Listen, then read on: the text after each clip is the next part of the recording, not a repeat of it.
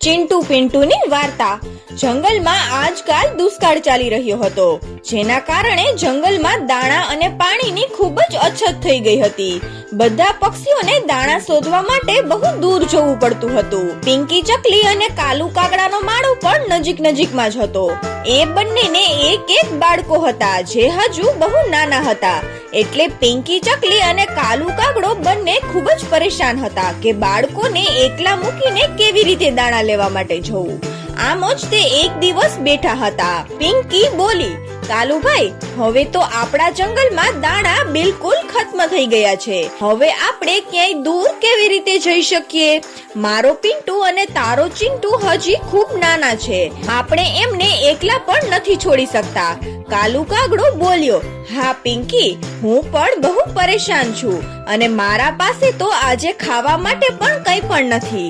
બહુ ભૂખ લાગી છે, તારી પાસે કંઈ હોય તો મને આપ। પિંકી બોલી, કાલુભાઈ, મારી પાસે કંઈ પણ નથી, પણ મારા મનમાં એક વાત આવી રહી છે, જો તું માને તો કહું।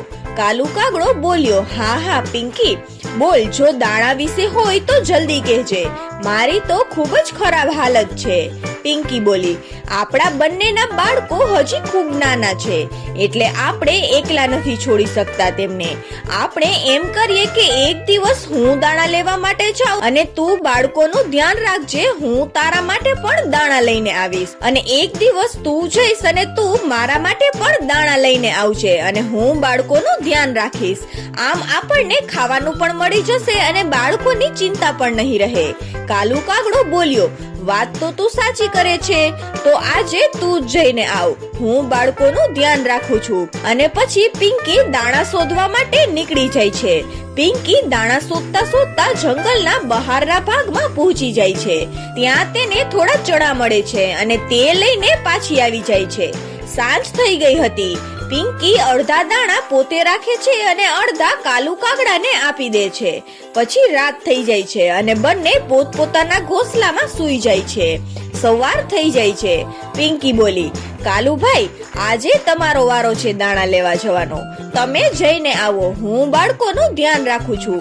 અને પછી કાલુ કાગડો દાણા લેવા માટે નીકળી જાય છે।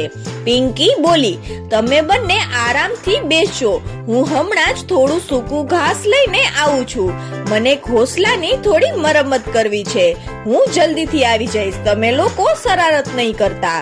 અને પછી પિંકી ત્યાંથી ચાલી જાય છે। ચિંટુ બોલ્યો, અરે ઓ પિન્ટુ, ચાલ આપણે થોડું રમવા જઈએ। પિન્ટુ બોલ્યો, નહીં ચિંટુ, મારી મમ્મી મને ખીજાશે, હું નથી જવાનો।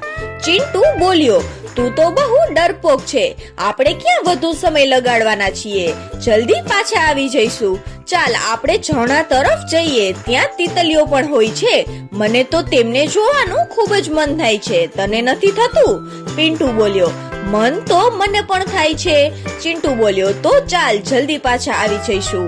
અને પછી પિન્ટુ પણ ચિંટુની વાતમાં આવી જાય છે અને બંને ઝરણા તરફ જઈ પડે છે। તેઓ ઉડતા એક વૃક્ષ પર બેસે છે। ચિંટુ બોલ્યો, પિન્ટુ તું અહીં જ બેસજે, હું હમણાં આવું છું, રસ્તો જોઈને આવું કે આપણે ખોટી દિશામાં તો નથી જઈ રહ્યા ને? અને ચિંટુ ત્યાંથી ચાલી જાય છે। પિન્ટુ ત્યાં જ બેઠો રહે છે। ઘણો સમય વીતી જાય છે, પણ ચિંટુ પાછો નથી આવતો। બીજી બાજુ પિંકી પણ સૂકું ઘાસ લઈને ઘરે પાછી આવી જાય છે। ત્યારે તે બાળકોને ન જોઈને ખૂબ જ પરેશાન થઈ જાય છે। પિંકી બોલી, આ ચિંટુ અને પિન્ટુ ક્યાં ગયા હશે? મેં તો એમને બહાર જવાની ના પાડી હતી। અને પછી પિંકી તેમને શોધવા નીકળી જાય છે। આખા જંગલમાં શોધે છે, પણ ક્યાંય તેઓ મળતા નથી। પછી થોડું બહાર જાય છે તો તેમણે એક વૃક્ષ પર પિન્ટુ દેખાય છે। પિંકી તેમની પાસે જાય છે અને પિંકી બોલી, પિન્ટુ, ચિંટુ ક્યાં છે?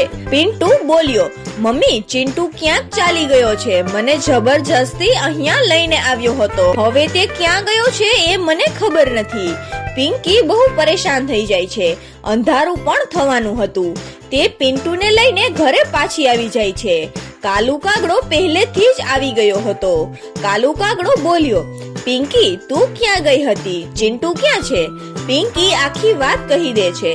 કાલુ કાગડો બોલ્યો, તે મારા ચિંટુ સાથે શું કર્યું છે? જો સવાર સુધીમાં મારો ચિંટુ ન મળ્યો તો હું તને છોડીશ નહીં. રાત પસાર થઈ જાય છે, બંને જાગતા રહે છે અને સવાર થઈ જાય છે. પિંકી ફરી ચિંટુને શોધવા માટે નીકળી પડે છે.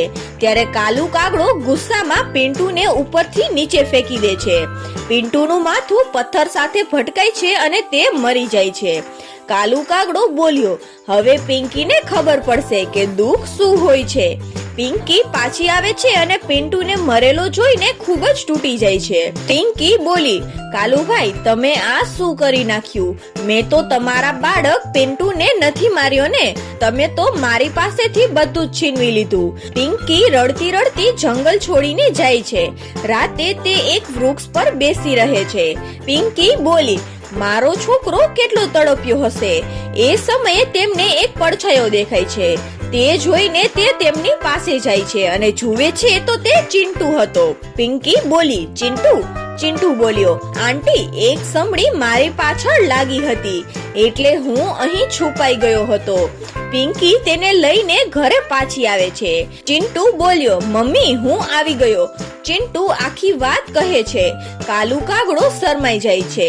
ચિંટુ બોલ્યો, પિન્ટુ ક્યાં છે મમ્મી?